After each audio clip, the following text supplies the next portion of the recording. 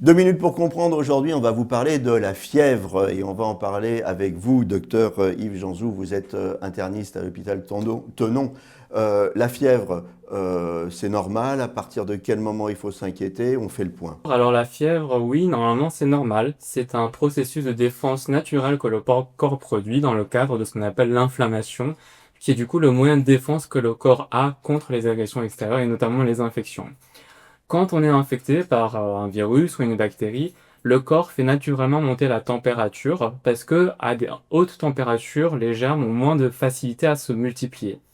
Et donc, en montant la température, on se défend naturellement contre l'infection. Le problème, c'est que ce qui fait monter la température, ça provoque des symptômes aussi, comme des courbatures, des maux de tête, tout ce qu'on connaît en fait quand on est un peu malade. Et ça, souvent, ça peut être un peu mal toléré. À partir de quand il faut s'inquiéter? À partir de quand on a trop de fièvre et ça devient dangereux?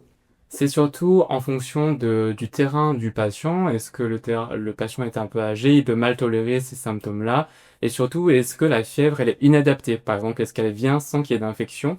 Et à ce moment-là, on parle peut-être de maladie immunitaire. Et il faut peut-être investiguer et faire des examens complémentaires.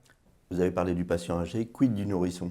Le nourrisson peut aussi être un sujet délicat et qui peut être mal tolérer la fièvre. Et à ce moment-là, il faut parfois faire baisser la fièvre, notamment avec des médicaments comme le paracétamol. On donne quelques chiffres repères.